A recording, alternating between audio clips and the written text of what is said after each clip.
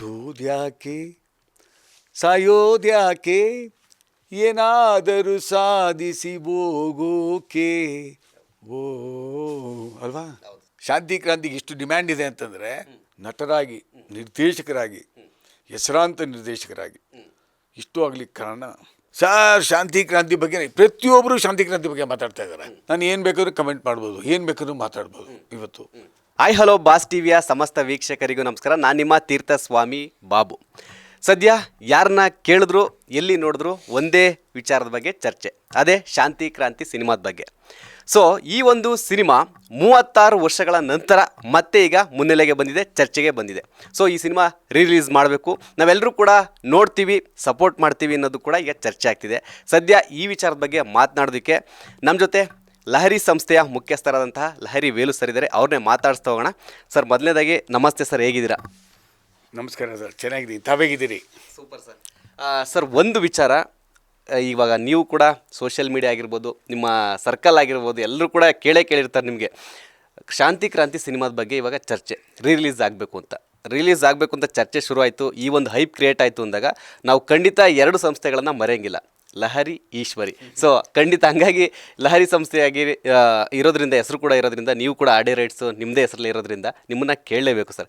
ಅಂದರೆ ಈ ಒಂದು ನಿಮಗೇನಾದರೂ ಮುಂಚೆ ಅನಿಸಿತ್ತಾ ಈ ಒಂದು ಸಿನಿಮಾ 36 ವರ್ಷಗಳ ನಂತರ ಈ ಥರ ಒಂದು ಟ್ರೆಂಡ್ ಮಾಡುತ್ತೆ ಅಂತ? ಈ ಸಿನಿಮಾ ಶಾಂತಿ ಕ್ರಾಂತಿ ನೀವೊಂದು ಹಾಡು ಕೇಳಿರಬೇಕು, ಎಲ್ಲ ಕೇಳೇ ಇರ್ತೀರಿ. ಮುಟ್ಟೋದ್ಯಾಕೆ ಸಾಯೋದ್ಯಾಕೆ ಏನಾದರೂ ಸಾಧಿಸಿ ಹೋಗೋಕೆ ಓ ಅಲ್ವಾ. ಕರೆಕ್ಟಾ ಸರ್? ಆ ಹಾಡೆಲ್ಲ ಇದೆ ನೋಡಿ. 36 ವರ್ಷದ ಮುಂಚೆ ಸಿನಿಮಾ ಮಾಡಿದ್ರು, ಆ ಸಾಧನೆ ಇವಾಗ ಆಗ್ತಾಯಿದೆ. ಅವಾಗ ಸಾಧನೆ ಮಾಡಿದ್ರು, ಸಾಧನೆಗಳಿಗೆ ಪ್ರತಿಫಲ ಸಿಕ್ಕಲಿಲ್ಲ.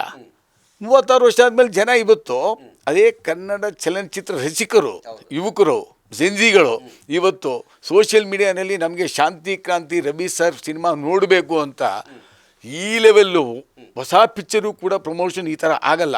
ಅದು ಸೆಲ್ಫ್ ಪ್ರಮೋಷನ್ ಅಲ್ಲ, ಜನಗಳು ಪ್ರೀತಿಯಿಂದ ಅವರೇ ಪ್ರಮೋಟ್ ಮಾಡಿ ಸಿನಿಮಾ ನಾವು ನೋಡ್ತೀವಿ, ರಿಲೀಸ್ ಮಾಡಿ ಅಂತ ಹೇಳೋದು ಇದೇ ಒಂದು ದಾಖಲೆ. ನಾನು ಎಲ್ಲೂ ನೋಡಿಲ್ಲ ಇದುವರೆಗೂ. ಸೋಷಿಯಲ್ ಮೀಡಿಯಾ ಬಂದಾದ್ಮೇಲಂತೂ ಈ ಥರ ಪ್ರಮೋಷನ್ನು, ಒಂದು ಹಳೇ ಸಿನಿಮಾನ ಮತ್ತೆ ರೀಕ್ರಿಯೇಟ್ ಮಾಡಿ, ನೀವು ಮತ್ತೆ ರಿಲೀಸ್ ಮಾಡಿ ಅಂತ ಹೇಳ್ತಾರಲ್ಲ, ಅದೇ ಒಂದು ಅದ್ಭುತ. ಯಾಕಂದರೆ ಅದರಲ್ಲಿ ಅಷ್ಟು ಶಕ್ತಿ ಇದೆ. ಆ ಶಕ್ತಿ ಅಡಗಿರೋದ್ರಿಂದನೇ ಜನ ಇವಾಗ ಹಾಡುಗಳು ಕೇಳಿದ್ದಾರೆ, ಇವಾಗ ಕನೆಕ್ಟ್ ಆಗಿದೆ. 36 ವರ್ಷಗಳಿಗೆ ಎಷ್ಟು ಜನ ಬಂದಿರಬೇಕು, ಎಷ್ಟು ಜನ ಹೋಗಿರ್ಬೇಕು ಈ ಪ್ರಪಂಚ ಬಿಟ್ಟು, ಅಲ್ವಾ? ಆದರೂ ಕೂಡ ಶಾಂತಿ ಕ್ರಾಂತಿಗೆ ಇಷ್ಟು ಡಿಮ್ಯಾಂಡ್ ಇದೆ ಅಂತಂದರೆ ರವಿ ಸರು ಈಶ್ವರಿ ಫಿಲ್ಮ್ಸ್ ಮಾಡಿರೋಂಥ ಒಂದು ಅದ್ಭುತವಾದ ಕೆಲಸ ಅಷ್ಟೇ.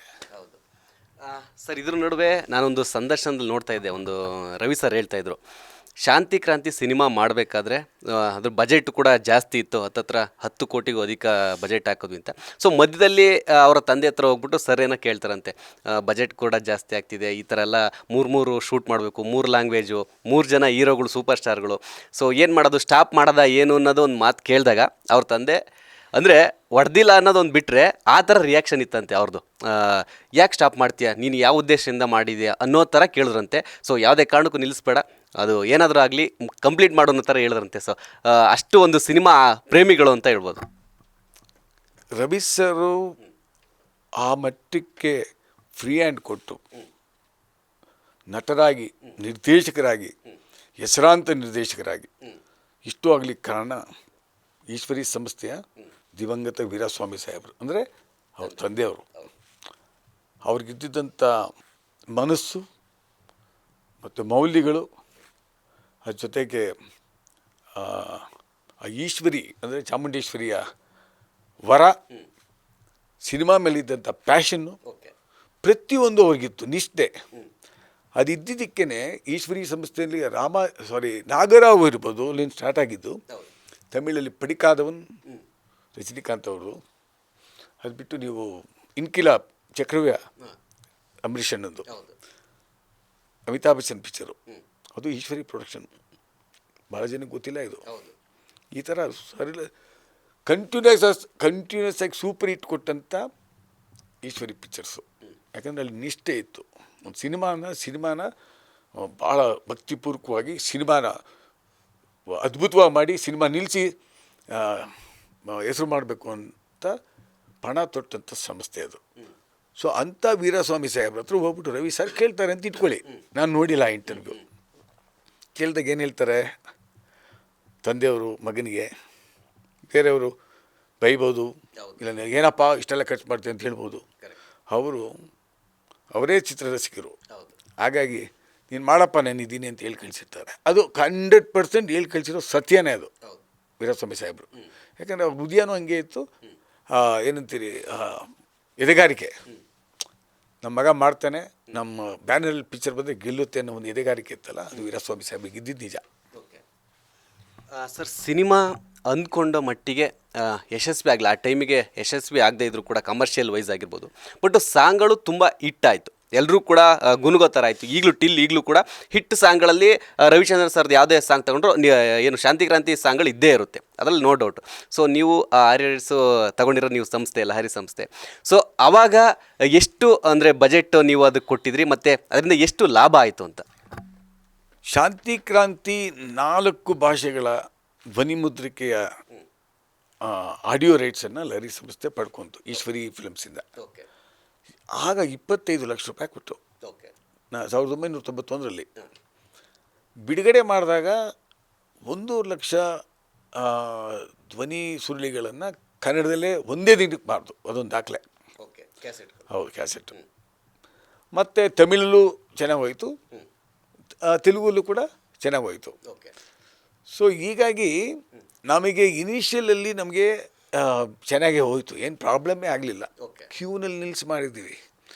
ಆವಾಗ ರವಿ ಸರ್ ಪಿಕ್ಚರು ಪ್ರೇಮಲೋಕ ಆದಮೇಲೆ ಯುದ್ಧಕಾಂಡ, ರಣಧೀರ, ಯುಗಪುರುಷ, ಬಣ್ಣದ ಗೆಜ್ಜೆ, ಯಾವುದೇ ಸಿನಿಮಾ ಆಡಿಯೋ ಲಾಂಚು ಅಂದರೆ ಜನ ಡೀಲರ್ಸು, ನಾನು ಹೇಳೋದು ಬರೀ ಜನ ಅಲ್ಲ ಸರ್, ಡೀಲರ್ಸ್ ಬಂದು ಕ್ಯೂನಲ್ಲಿ ನಿಂತು ತಗೊಳ್ಳೋರು. ಲೆಕ್ಕ ಹಾಕೊಳ್ಳಿ, ಕ್ಯೂನಲ್ಲಿ ನಿಂತ್ಕೊಂಡ್ಬಿಟ್ಟು ನಾವು ಬೆಳಿಗ್ಗೆ 6 ಗಂಟೆ ಬಿಡುಗಡೆ ಕೊಡ್ತೀವಿ, 6 ಗಂಟೆ ಬಂದು ತೊಗೊಂಡೋಗ್ಬಿಟ್ಟು ಮೈಸೂರು, ಶಿವಮೊಗ್ಗ, ಚಿತ್ರದುರ್ಗ, ದಾವಣಗೆರೆ, ಎಲ್ಲಿ ಹುಬ್ಳಿ, ಅವರು ಕೂಡ ಬಂದು ತೊಗೊಂಡೋಗ್ರು. ಯಾಕಂದರೆ ಅಷ್ಟು ಡಿಮ್ಯಾಂಡ್ ಇರೋದು, ತೊಗೊಂಡೋಗಿ ಮಾರಬೇಕು ಅವ್ರಿಗೆ ಅಷ್ಟೇ. ಜನನೂ ಹಂಗೆ ಸ್ಪಂದಿಸೋರು. ಆವಾಗ ಅಷ್ಟು ಧ್ವನಿ ಸುರುಳಿಗಳಿಗೆ ಅಷ್ಟು ಮಾರ್ಕೆಟ್ ಇತ್ತು. ಅದು ರವಿ ಸರ್ ಅಂದರೆ ಸೂಪರ್ ಮಾರ್ಕೆಟು. ಸೊ ಹಾಗಾಗಿ ಭಾಳ ಅದ್ಭುತವಾಗಿ ಹೋಯಿತು, ಸಂಸ್ಥೆಗೂ ಒಳ್ಳೆಯ ಹೆಸರು ಬಂತು, ನಾವು ಕಂಫರ್ಟಬಲ್ ಆಗಿದ್ದು. ಸಿನಿಮಾ ಶೂಟಿಂಗ್ ಸಮಯದಲ್ಲಿ ರವಿ ಸರ್ ಸಿನಿಮಾ ಅಂದರೆ ಅದು ಅದ್ಧೂರಿತನ ಖಂಡಿತ ಇದ್ದೇ ಇರುತ್ತೆ. ಸೊ ಶಾಂತಿ ಕ್ರಾಂತಿ ಸಿನಿಮಾದಲ್ಲೂ ಕೂಡ ಅದ್ಧೂರಿತನ ಇದ್ದೇ ಇತ್ತು. ಯಾಕೆಂದರೆ ಸೂಪರ್ ಸ್ಟಾರ್ಗಳ ನಡುವೆ ಸೂಪರ್ ಸ್ಟಾರ್ಗಳಿಗೆ ಜೊತೆಗೆ ಮಕ್ಕಳುಗಳು ಅಂದರೆ ಸಾಕಷ್ಟು ಸಾವಿರಾರು ಜನ ಮಕ್ಕಳುಗಳನ್ನ ಹಾಕೊಂಡು ಶೂಟ್. ಹೌದು, ಅಲ್ಲಿ ಸೂಪರ್ ಸ್ಟಾರ್ಗಳು ಜೊತೆಗೆ ಏನಂತಂದರೆ ಒಂದು ವಿಭಿನ್ನತೆ. ರವಿ ಸರ್ ಅಂದರೆ ವಿಭಿನ್ನತೆ, ಸ್ಪೆಷಲ್ಲು. ಸೊ ಈಗ ಬೇರೆ ಬೇರೆ ಸೀನ್ ಕ್ರಿಯೇಟ್ ಮಾಡಬೇಕಂದ್ರೆ ಎಲ್ಲರೂ ಕೂಡ ಈ ಥರ ಮಾಡಿದ್ರೆ ಬಜೆಟ್ ಜಾಸ್ತಿ ಆಗ್ಬೋದು, ಹಿಂಗಾದ್ರೆ ಏನೋ ಸಮಸ್ಯೆ ಆಗ್ಬೋದು ಅಂತಂದರೆ ರವಿ ಸರ್ ಪ್ಲ್ಯಾನ್ಡ್ ಆಗಿ ಬಜೆಟ್ ಏನೇ ಇದ್ರೂ ಕೂಡ ಜನಗಳಿಗೆ ಅದು ಚೆನ್ನಾಗಿ ಕಾಣಿಸ್ಬೇಕು ಅನ್ನೋದು ಪ್ಲ್ಯಾನ್ ಇದ್ದೇ ಇರುತ್ತೆ. ಸೊ ನೀವು ಹೇಳ್ದಂಗೆ ಜೂಹಿ ಚಾವ್ಲಾ ಅವ್ರದ್ದು ಒಂದು ಸೀನ್ ಎಲ್ಲ ಅಂದರೆ ಒರಿಜಿನಲ್ ಕೇಕು, ಅದು ಟಿಲ್ಲು ರವಿ ಸರೇ ಯಾರೋ ಒಂದ್ಸಲಿ ಹೇಳ್ದಾಗಲೇ ಗೊತ್ತಾಗಿದ್ದು, ಅಂದರೆ ನಿಜ ಕೇಕಾ ಈ ಥರ ಆಯಿತಾ. ಆಮೇಲೆ ಮಕ್ಕಳುಗಳು, ಸಾಕಷ್ಟು ಸಾವಿರಾರು ಜನ ಮಕ್ಕಳನ್ನ ಹ್ಯಾಂಡ್ಲ್ ಮಾಡೋದು ತುಂಬ ಕಷ್ಟ ಇದೆ. ಸೊ ಅವ್ರನ್ನೆಲ್ಲ ಹ್ಯಾಂಡ್ಲ್ ಮಾಡಿ ಒಂದು ಸಾಂಗ್ ಶೂಟಿಂಗ್ ಮಾಡಿರೋದಾಗಿರ್ಬೋದು. ಅಂದರೆ ಸಾಕಷ್ಟು ಇವಾಗ ನೀವು ಟಿಲ್ಲು ಅಂದರೆ ಒಂದು ಸಾಂಗು ಮಧ್ಯರಾತ್ರಿಲಿ ಹೈವೇ ರೋಡಲ್ಲಿ, ಆ ಸಾಂಗನ್ನ MG ರೋಡಲ್ಲಿ ಶೂಟ್ ಮಾಡಿದೆ ಅಂತ ಹೇಳಿದ್ರು. ಸೊ ಟಿಲ್ ಇವಾಗ ಏನಂದರೆ ಆ ಶೂಟಿಂಗ್ ಪ್ಲೇಸ್ ಬ್ಯಾಕ್ಗ್ರೌಂಡನ್ನು ಈಗ ಕಂಪೇರ್ ಮಾಡ್ತೀರಾ, ಹಳೆ ಬಿಲ್ಡಿಂಗ್ಗಳು, ಸೊ ಇಲ್ಲಿ ಶೂಟಿಂಗ್ ಆಯ್ತಲ್ಲ ಈ ಥರ ಅಂತ. ಸೊ ಇದ್ರ ಬಗ್ಗೆ ಏನು ಹೇಳ್ತೀರಾ? ಅದು ಹಳೆ ಬೆಂಗಳೂರು, ಹಳೆ MG ರಸ್ತೆ. ಆ MG ರಸ್ತೆಯಲ್ಲಿ ಆವಾಗ ಟ್ರಾಫಿಕ್ ಕಮ್ಮಿ ಇರೋದು ಸರ್. ಕಮ್ಮಿ ಇದ್ದ ಟೈಮಲ್ಲಿ ನೈಟು ಮಧ್ಯರಾತ್ರಿಯಲ್ಲಿ ಶೂಟ್ ಆಗಿದ್ದಂಥ ಹಾಡು. ಬೆಳಿಗ್ಗೆ ಅಲ್ಲ, ಮಧ್ಯಾಹ್ನ ಅಲ್ಲ, ಮಧ್ಯರಾತ್ರಿಯಲ್ಲೇ ಶೂಟಿಂಗ್ ಆದಂಥ ಹಾಡುಗಳಿದು. 100% ಸತ್ಯ. ಅಲ್ಲೊಂದು ಚಿಟ್ ಚಾಟ್ ಅಂದ್ಬಿಟ್ಟು ಐಸ್ ಕ್ರೀಮ್ ಅಂಗಡಿ ಇತ್ತು, ಲೇಕ್ ವ್ಯೂ ಅಂತ. ನಾವೆಲ್ಲ ಅಲ್ಲಿ ಐಸ್ ಕ್ರೀಮ್ ತಿನ್ನೋಕೆ ಹೋಗ್ತಾಯಿದ್ದು ಕುಟುಂಬ ಸಮೇತ. ಸೊ ಅಲ್ಲಿ ಎಕ್ಸಾಕ್ಟ್ಲಿ ಅಲ್ಲಿಂದನೇ ಬೈಕ್ ಸ್ಟಾರ್ಟ್ ಆಗುತ್ತೆ. ಸೊ ಕಂಪ್ಲೀಟ್ MG ರೋಡನ್ನು ನಿಮಗೆ ಮಧ್ಯರಾತ್ರಿನಲ್ಲಿ ಕಂಪ್ಲೀಟ್ ಕ್ಲೋಸ್ ಮಾಡಿ ರಸ್ತೆಯಲ್ಲಿ ಮಳೆ ಬಂದಂಗೆ ವಾತಾವರಣ ಸೃಷ್ಟಿ ಮಾಡಿ ರಸ್ತೆಗೆಲ್ಲ ನೀರು ಹಾಕಿಸಿ ಟ್ಯಾಂಕರ್ಗಟ್ಟಲೆ ನೀರು ಹಾಕ್ಸಿದ್ದಾರೆ. ಸೊ ಆ ಮಧ್ಯರಾತ್ರಿ ಶೂಟ್ ಮಾಡಿದಂಥ ಹಾಡು ರಜನಿಕಾಂತ್ ಜಿ, ನಾಗಾರ್ಜುನ ಅವರು ಮತ್ತು ರವಿ ಸಾರು, ಜೂಹಿ ಚಾವ್ಲಾ ಅವ್ರ ಕಾಂಬಿನೇಷನ್ನು. ಆ ಹಾಡು ನೋಡಿ ಎಷ್ಟು ಅದ್ಭುತವಾಗಿದೆ ಇವತ್ತು ಕೂಡ.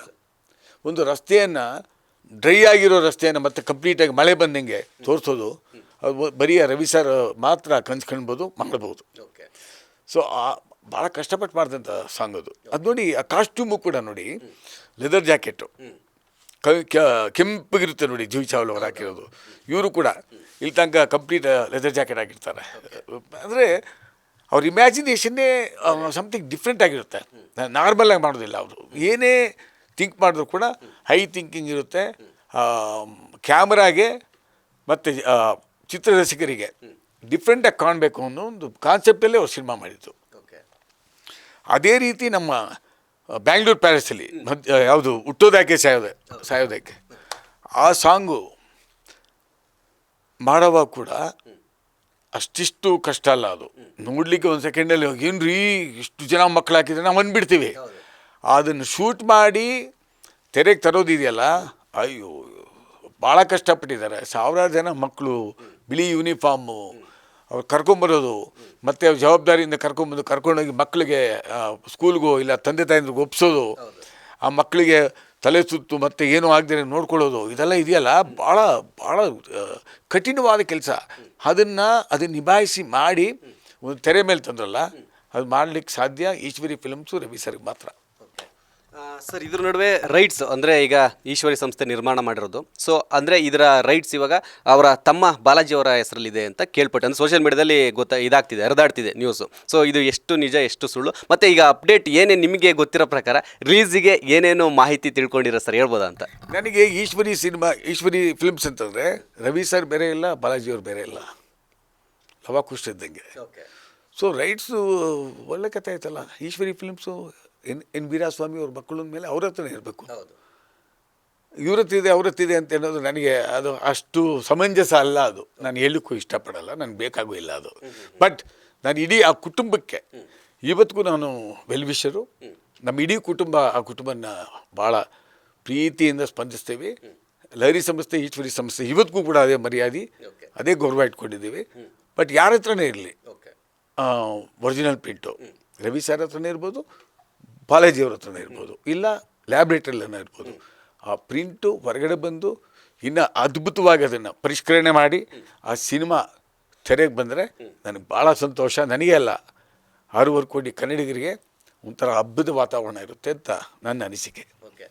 ಸರ್, ಅಂದರೆ ಈಗ ಒಂದು ಸಿನಿಮಾನ ನಾವು ಮತ್ತೆ ಅಂದರೆ ಒಂದು 5 years 10 ವರ್ಷದ ಹಿಂದಿನ ಸಿನಿಮಾನ ರಿಲೀಸ್ ಮಾಡಬೇಕಂದ್ರೆ ಸಾಕಷ್ಟು ಟೆಕ್ನಿಕಲಿ ಸಮಸ್ಯೆಗಳು ಎದುರಿಸ್ತೀವಿ. ಸೊ ಅದನ್ನು ಜನಗಳಿಗೆ ಈಗಿನ ಕ್ವಾಲಿಟಿ ಕೊಡಬೇಕು ಅಂದರೆ ಸಾಕಷ್ಟು ಅದಕ್ಕೆ ಬ್ಯಾಕ್ಗ್ರೌಂಡ್ ವರ್ಕ್ ಮಾಡಿರಬೇಕಾಗಿತ್ತು. ಸೊ ಇದು 36 ವರ್ಷಗಳ ಹಿಂದಿನ ಸಿನಿಮಾ. ಸೊ ನಾವೀಗ ಮತ್ತೆ HD ಕ್ವಾಲಿಟಿ ಆಗಿರ್ಬೋದು, ಒಳ್ಳೆ ಕ್ವಾಲಿಟಿ ಜನಗಳಿಗೆ ರಿಲೀಸ್ ಮೂಲಕ ಥಿಯೇಟ್ರಿಗೆ ತರ್ತೀವಿ ಅಂದರೆ ಸಾಕಷ್ಟು ಸಮಸ್ಯೆಗಳು ಅಥವಾ ಟೆಕ್ನಿಕಲಿ ಸಮಸ್ಯೆಗಳನ್ನು ಎದುರಿಸಬೇಕಾಗಿರುತ್ತೆ. ಸೊ ಅದು ಯಾವ ಥರ ಫೇಸ್ ಮಾಡ್ಬೋದು, ಅಂದರೆ ಏನೇನಿದೆ ಟೆಕ್ನಿಕಲಿ ನಮಗೆ ಸಮಸ್ಯೆಗಳು ಎದುರಾಗುತ್ತೆ ಅಂತ? ಟೆಕ್ನಿಕಲಿ ಕಲರು ಇಂಪ್ರೂವೈಸೇಷನ್ ಮಾಡಬೇಕಾಗುತ್ತೆ. ನಿಮಗೆ ಒರಿಜಿನಲ್ಲು ಕಂಪ್ಲೀಟಾಗಿ ನೆಗೆಟಿವ್ ಸಿಕ್ಬಿಡ್ತು ಅಂತಂದರೆ, ಚೆನ್ನಾಗಿರೋ ನೆಗೆಟಿವ್ ಸಿಕ್ಬಿಟ್ರೆ ನಿಮಗೆ ಅಂಥ ಕಷ್ಟ ಆಗೋದಿಲ್ಲ. ಅದಕ್ಕೆ ಸ್ವಲ್ಪ ಇವತ್ತಿನ ಟೆಕ್ನಾಲಜಿ ಯೂಸ್ ಮಾಡಿ ರಿಕ್ರಿಯೇಷನ್ ಮಾಡಿದ್ರೆ ಅದ್ಭುತವಾಗಿರೋ ಕ್ವಾಲಿಟಿ ಸಿನಿಮಾ ಬರುತ್ತೆ. ಅದರಲ್ಲೇನು ಎರಡನೇ ಮಾತೇ ಇಲ್ಲ. ಅಕಸ್ಮಾತ್ ನಿಮ್ಗೆ ಸಿಕ್ಕದೇ ಇದ್ರೇ ಸ್ವಲ್ಪ ತೊಂದರೆ ಆಗೋದು. ಸಿಕ್ಬಿಟ್ರೆ ದೇವ್ರ ದಯದಲ್ಲಿ ಭಾಳ ಒಳ್ಳೆಯದು. ನೆಕ್ಸ್ಟ್ ಇರೋದ್ರಲ್ಲಿ ನೀವು ಕ್ವಾಲಿಟಿಯನ್ನು ಇಂಪ್ರೂವ್ಮೆಂಟ್ ಮಾಡಲಿಕ್ಕೆ ಪ್ರಯತ್ನ ಪಡಬೇಕಾಗುತ್ತೆ ಅಷ್ಟೆ. ಏನು ಕ್ವಾಲಿಟಿ ನಿಮ್ಗೆ ಸಿಕ್ಕಿದೆಯೋ ಮದರ್ ಪ್ರಿಂಟಲ್ಲಿ, ಆ ಪ್ರಿಂಟ್ ಇಟ್ಕೊಂಡೆ ನೀವು ಇನ್ನು ಏನೇನು ಮಾಡಬೇಕು ಅಂತ ಟೆಕ್ನಿಕಲಿ ಡೆವಲಪ್ ಮಾಡಿ ಮಾಡಬೇಕಾಗುತ್ತೆ. ಮಾಡಬಹುದು, ಮಾಡೋಕ್ಕಾಗೋದಿಲ್ಲ ಅಂತ ಏನಿಲ್ಲ. ಏನು ಬೇಕಾದರೂ ಸಾಧ್ಯ ಮಾಡ್ಬೋದು, ಮಾಡ್ಬೋದು. ಅದೇ ಸರ್, ಅಂದರೆ ಇದ್ರ ನಡುವೆ ಈಗ ನಿಮಗೂ ಗೊತ್ತಿದೆ, ಸಾಕಷ್ಟು ಜನ ನೀವು ಹೇಳಿದ್ರಿ, ನಾನು ಹೊರಗಡೆ ಹೋದ್ರು ಕೂಡ ಕೇಳ್ತಾ ಇದ್ರು, ಸೋಷಿಯಲ್ ಮೀಡಿಯಾ ಆಗಿರ್ಬೋದು, ಕಾಲು ಮೆಸೇಜ್ ಈ ಥರ ಎಲ್ಲರೂ ಕೂಡ ಶಾಂತಿ ಕ್ರಾಂತಿ ಬಗ್ಗೆನೇ ವಿಚಾರಿಸ್ತಿದ್ರು ಅಂತ. ಸೊ ನೀವೇನಾದರೂ ರವಿ ಸರ್ ಕಾಂಟ್ಯಾಕ್ಟ್ ಮಾಡಿದ್ರೆ ಅಥವಾ ರವಿ ಸರ್ ನಿಮ್ಮನ್ನು ಕಾಂಟ್ಯಾಕ್ಟ್ ಮಾಡಿದ್ರೆ ಈ ಸಿನಿಮಾ ವಿಚಾರವಾಗಿ, ರಿಲೀಸ್ ವಿಚಾರವಾಗಿ? ನಾನು ಆ್ಯಕ್ಚುಲಿ ಒಂದು ವಾರದಿಂದ ಭಾಳ ಬ್ಯುಸಿ ಇದ್ದೆ. ನನ್ನ ಕಸಿನ್ ಮಗಳು ಮದುವೆ ಹೈದ್ರಾಬಾದಲ್ಲಿ, ನಾನು ನಾಳೆ ನಾಡಿದ್ದು ಹೋಗ್ತಾ ಇದ್ದೀನಿ.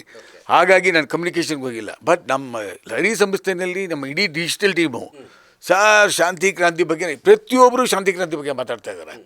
ಪತ್ರಿಕಾ ಮಿತ್ರರು ಕೂಡ ಇಂಟರ್ವ್ಯೂಸ್ಗೆ ಎಲ್ಲದಕ್ಕೂ ಶಾಂತಿ ಕ್ರಾಂತಿಗೆ ಬರ್ತಾಯಿದ್ದಾರೆ. ನನಗೆ ಎಂಥ ಆಶ್ಚರ್ಯ ಆಗ್ತಾಯಿದೆ ಅಂದರೆ, ಒಂದು ಅದ್ಭುತವಾದ 100 ಕೋಟಿನೋ 200 ಕೋಟಿ ರೂಪಾಯಿ ಸಿನಿಮಾ ಅಂತ ಹೇಳ್ತಾರಲ್ಲ, 100 ಕೋಟಿ 200 ಕೋಟಿ 50 ಕೋಟಿ ಇದ್ದೇ ಇದೆ ಅದು ಮಾಡೋರು, ದೊಡ್ಡ ಸಿನಿಮಾ ಮಾಡೋರು ನಾನು ಹೇಳೋದು.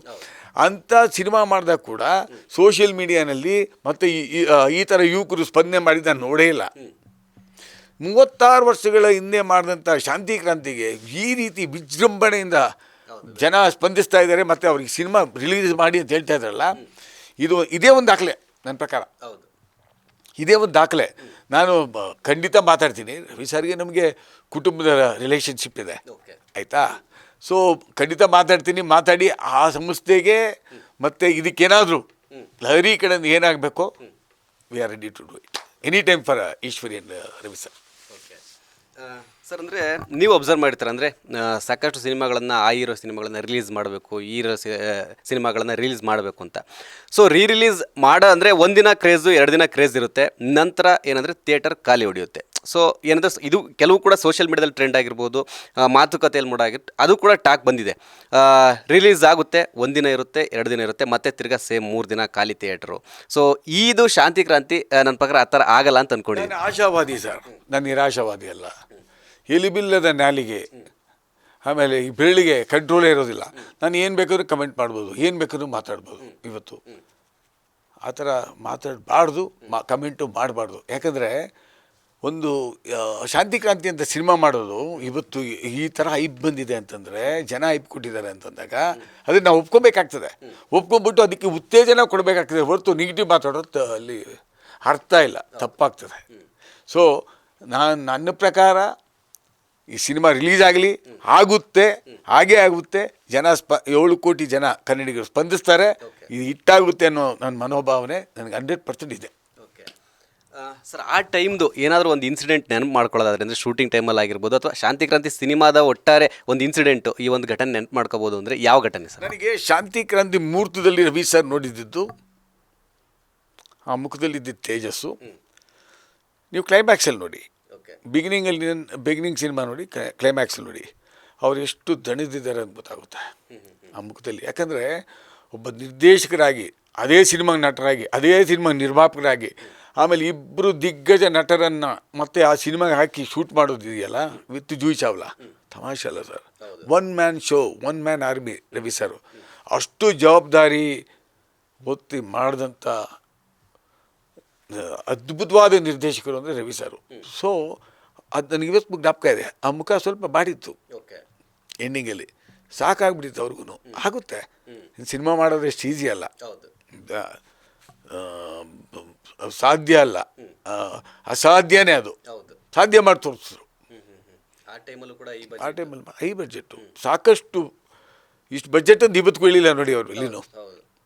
ದೊಡ್ಡ ಮೊತ್ತವನ್ನು ದಕ್ಷಿಣ ಭಾರತದಲ್ಲಿ ಯಾವುದೇ ನಿರ್ಮಾಪಕರು ಅಷ್ಟು ದುಡ್ಡು ಹಾಕಬೇಕು ಅಂತಂದರೆ ಅದು ಯಾವುದೇ ಭಾಷೆ ಇರ್ಬೋದು, ತೆಲುಗು ಇರ್ಬೋದು, ತಮಿಳು ಇರ್ಬೋದು, ಮಲಯಾಳಂ ಇರ್ಬೋದು, ಯಾವುದೇ ಭಾಷೆ ಇನ್ಕ್ಲೂಡಿಂಗ್ ಹಿಂದಿ, ಈ ಥರ ರಿಸ್ಕ್ ತೊಗೊಂಡು ಮಾಡಿದ್ದಂಥ ಎದೆಗಾರಿಕೆ ಇದ್ದಿದ್ದು ಈಶ್ವರಿ ಸಂಸ್ಥೆಗೆ ಮಾತ್ರ.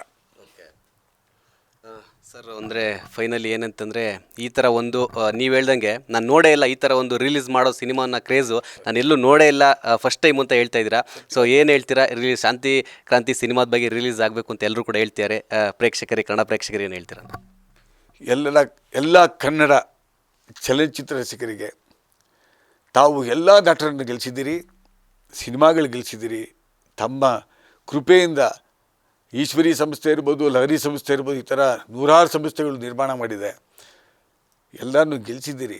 ಈ ಸಿನಿಮಾನ 36 ವರ್ಷಗಳ ಮುಂಚೆ ನಾನು ಸೋಲು ಒಪ್ಕೊಂಡಿಲ್ಲ, ಅವರು ಒಪ್ಕೊಂಡಿಲ್ಲ. ಆ ದಿನಗಳಂಗಿತ್ತು. ಇವಾಗ ಇದೇ ನಮ್ಮ ಕನ್ನಡಿಗರು ಮತ್ತೆ ಈ ಸಿನಿಮಾನ ಗೆಲ್ಲಿಸ್ತೀವಿ ಅಂತ ನೀವು ಪಟ ತೊಟ್ಟು ನಿಂತಿದ್ದೀರಿ. ಪಣ ತೊಟ್ಬಿಟ್ಟು ಆ ಪಣ ಏನು ತೊಟ್ಟಿದ್ದೀರೋ ದಯಮಾಡಿ ಸಿನಿಮಾ ಥಿಯೇಟ್ರ್ ಬಂದೇ ಬರುತ್ತೆ ಸಿನಿಮಾ. ನನಗೆ ಒಂದು ಇದಿದೆ, ಆಶಾವಾದಿ ನಾನು. ಬಟ್ ನೀವು ಬಂದು ನೋಡಿ, ಎಲ್ಲರೂ ರವಿ ಸರ್ ಆ ಟೈಮಲ್ಲಿ 36 ವರ್ಷಗಳ ಮುಂಚೆ ಯಾವ ರೀತಿ ಸಿನಿಮಾ ಮಾಡಿದ್ರು ಅಂತ ಆನಂದಿಸಿ, ಅವರಿಗೆ ತುಂಬ ಸಂತೋಷ ಆಗುತ್ತೆ. ಸಿನಿಮಾ ಇಂಡಸ್ಟ್ರಿಯಲ್ಲಿ ರವಿ ಸರ್ ಕೊಟ್ಟಿರೋ ಕೊಡುಗೆ ಅಷ್ಟಿಷ್ಟಲ್ಲ, ಅವರಿಗೆ ನಾವು ಭಾಳ ಗೌರವ ಕೊಟ್ಟಂಗೆ ಆಗುತ್ತೆ. ದಯಮಾಡಿ ಬಂದು ಈ ಸಿನಿಮಾ ನೋಡಿ. ಸರ್, ಇಷ್ಟೊತ್ತು ಬಾಸ್ ಟಿ ವಿ ಜೊತೆ ಸಾಕಷ್ಟು ಶಾಂತಿ ಕ್ರಾಂತಿ ಸಿನಿಮಾದ ಬಗ್ಗೆ ವಿಚಾರಗಳನ್ನು ಹಂಚ್ಕೊಂಡ್ರಿ. ಸೊ ಶಾಂತಿ ಕ್ರಾಂತಿ ಸಿನಿಮಾ ರಿಲೀಸ್ ಆಗಲಿ, ಮತ್ತೆ ಏನು ಆ ಟ್ರೆಂಡನ್ನು ಸೆಟ್ ಮಾಡಿತ್ತು ಅದೇ ಟ್ರೆಂಡನ್ನು ಸೆಟ್ ಮಾಡಲಿ, ಈಶ್ವರಿ ಸಂಸ್ಥೆ, ಲಹರಿ ಸಂಸ್ಥೆ ಮತ್ತೆ ಹೆಮ್ಮೆ ಪಡೋ ಥರ ಆಗಲಿ ಅಂತ ನಮ್ಮ ಬಾಸ್ ಟಿ ವಿ ಕಡೆಯಿಂದ ಕೇಳ್ಕೊಳ್ತೀವಿ. ಒಂದು ಮಾತು ಹೇಳ್ತೀನಿ ಸರ್, ಶಾಂತಿ ಕ್ರಾಂತಿಯಿಂದ ಒಂದು ಕ್ರಾಂತಿ ಮೂಡುತ್ತೆ ರಿಲೀಸ್ ಆದಾಗ. ಅದು ಹಬ್ಬದ ವಾತಾವರಣ. ಆ ಹಬ್ಬದ ವಾತಾವರಣ ನಾನು 88, 89, 90, 91 ಶಾಂತಿ ಕ್ರಾಂತಿ ಆವಾಗ ಬಿಡುಗಡೆ ಆಯ್ತಲ್ಲ, ಆ ಟೈಮಲ್ಲಿ ಏನು ನೋಡ್ತಾ ಇದ್ದೀನೋ ಅದೇ ಹಬ್ಬದ ವಾತಾವರಣವನ್ನು ಕನ್ನಡಿಗರು ಮತ್ತೆ ಸಂಭ್ರಮಿಸ್ತಾರೆ ಅಂತ ನನಗೆ ಭರವಸೆ ಇದೆ sir. Okay, thank you sir, thank you. So ನೋಡಿದ್ರಲ್ಲ, ಇದಿಷ್ಟು ಲಹರಿ ವೇಲು ಅವರ ಮಾತು. ಕ್ಯಾಮ್ರಾ ಪರ್ಸನ್ ಲಿಖಿತ್ ಜೊತೆ Theerthaswamy Babu, Boss TV Bengaluru. Latest ಹಾಗೂ ಇಂಟ್ರೆಸ್ಟಿಂಗ್ ಸುದ್ದಿಗಳಿಗಾಗಿ ಬಾಸ್ ಟಿವಿ ಕನ್ನಡ ಚಾನೆಲ್ನ ಸಬ್ಸ್ಕ್ರೈಬ್ ಮಾಡಿ. ಹಾಗೆಯೇ ಬೆಲ್ ಐಕಾನ್ ಪ್ರೆಸ್ ಮಾಡಿ. ಇದರ ಜೊತೆಗೆ ಫೇಸ್ಬುಕ್, ಇನ್ಸ್ಟಾಗ್ರಾಮ್, ಎಕ್ಸ್ನಲ್ಲೂ ಮಿಸ್ ಮಾಡದೆ ಫಾಲೋ ಮಾಡಿ.